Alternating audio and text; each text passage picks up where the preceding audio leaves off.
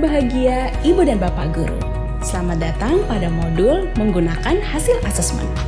Pada modul sebelumnya, Ibu dan Bapak Guru sudah belajar mengenai asesmen harian PAUD. Saat ini, Ibu dan Bapak pasti telah memahami cara melakukan asesmen otentik untuk murid-murid usia dini.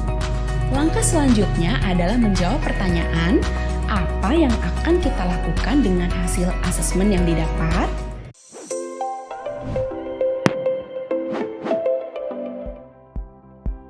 Hasil asesmen otentik PAUD berfungsi sebagai umpan balik yang digunakan untuk meningkatkan kualitas proses pembelajaran bagi seluruh pihak yang terlibat di dalamnya. Tidak hanya guru, tetapi juga untuk murid, orang tua, dan bahkan satuan PAUD itu sendiri. Bagaimana cara pemberian umpan balik untuk murid-murid usia dini? Mari kita simak pembahasan berikut. Pertama-tama, kita pahami dulu apa yang dimaksud dengan umpan balik. Umpan balik adalah tanggapan berupa apresiasi, pesan, atau rekomendasi terhadap hasil karya atau kinerja murid. Umpan balik juga dapat diberikan terkait dengan interaksi murid selama proses pembelajaran. Umpan balik yang baik akan 1. Membantu murid fokus pada tugasnya. 2. Membentuk kebiasaan refleksi. 3. Memberikan inspirasi, harapan, atau mendapatkan momen belajarnya. 4. Membangun percaya diri dan resiliensi. Kita tentu ingat bahwa dalam pembelajaran paradigma baru, siklus asesmen menggunakan prinsip pola pikir bertumbuh. Dalam paradigma ini sangatlah penting bagi guru untuk dapat memberikan umpan balik yang tepat, spesifik, dan bermakna bagi murid agar mereka bisa mencapai tujuan pembelajaran. Pola pikir bertumbuh mendorong terwujudnya profil pelajar yang mencintai belajar sepanjang hidupnya. Guru bisa memberikan umpan balik sepanjang proses pembelajaran kegiatan bermain belajar murid. Tidak perlu menunggu hingga saat penutup di akhir hari atau saat murid menyelesaikan proyek mereka. Pemberiannya dapat dilakukan secara lisan maupun tertulis. Umpan balik yang tepat akan berpengaruh pada motivasi belajar murid. Sebagai pendidik murid-murid usia dini, sangat penting untuk menyadari cara-cara berkomunikasi yang efektif agar kita dapat memberikan umpan balik dengan positif dan konstruktif. Ada 5 strategi pemberian umpan balik yang telah teruji untuk meningkatkan motivasi, menguatkan pengetahuan yang sudah ada, dan membantu murid-murid merefleksikan proses pembelajaran. Yang pertama, spesifik. Kedua, dilakukan dengan segera. 3, berorientasi maju. 4, berhati-hati. Dan yang kelima, melibatkan murid. Salah satu acuan yang dapat kita gunakan untuk memberikan umpan balik adalah menggunakan tangga umpan balik. Ibu dan Bapak juga dapat mempelajari tangga umpan balik pada materi umpan balik SD, SMP, dan SMA. Ada 5 komponen dalam tangga ini. Pertama, klarifikasi.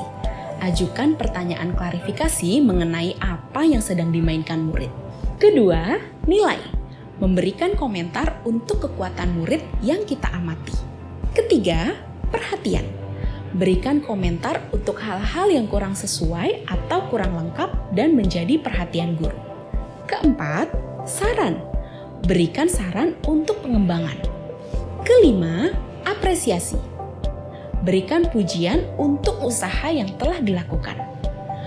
Bagaimana bentuk umpan balik dalam pembelajaran PAUD? Mari kita saksikan contoh-contoh berikut. Masih ingat dengan Saka dan pot hasil karyanya?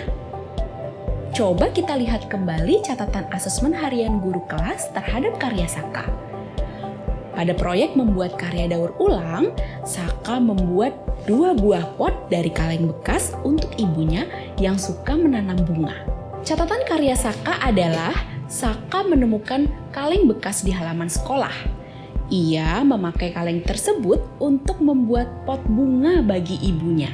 Saka mengatakan bahwa ibunya menyukai kegiatan menanam bunga di rumah. Ibu Saka memiliki banyak bunga.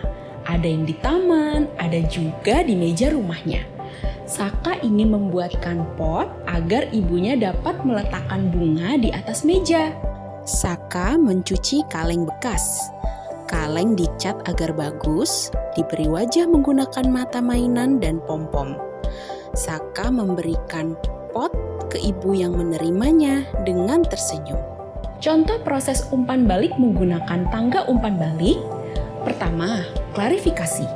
Saka sedang membuat apa? Oh, jadi Saka sedang membuat pot ya? 2. Nilai.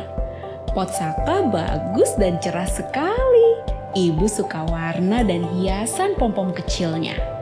3. Perhatian. Ibu lihat Saka sudah bisa membuat wajah dengan mata mainan dan pom-pom untuk hidungnya. Coba lihat wajah ibu. Apalagi ya bagian wajah yang masih kurang dan bisa ditambahkan ke pot buatanmu. 4. Saran. Apakah menurut Saka ada tambahan yang bisa kita kasih untuk pot ini? Bagaimana kalau kita tambahkan rambut di bagian atas? 5. Apresiasi. Ibu senang sekali Saka berusaha dengan sungguh-sungguh membuat pot ini. Terima kasih ya. Dari contoh yang baru saja kita saksikan, tampak bahwa guru kelas telah memberikan umpan balik yang menyasar aspek spesifik dari kegiatan Saka, dilakukan dengan segera, dan melibatkan Saka untuk merefleksikan hasil karya yang telah dia buat. Ibu dan Bapak yang berbahagia, demikian contoh pemberian umpan balik yang berorientasi pada pola pikir bertumbuh untuk murid usia dini.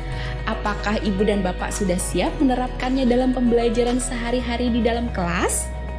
Dengan menerapkan prinsip-prinsip pemberian umpan balik yang baru saja kita saksikan, Ibu dan Bapak kini dapat mencapai tujuan utama asesmen, yaitu peningkatan kualitas proses pembelajaran bagi seluruh pihak yang terlibat.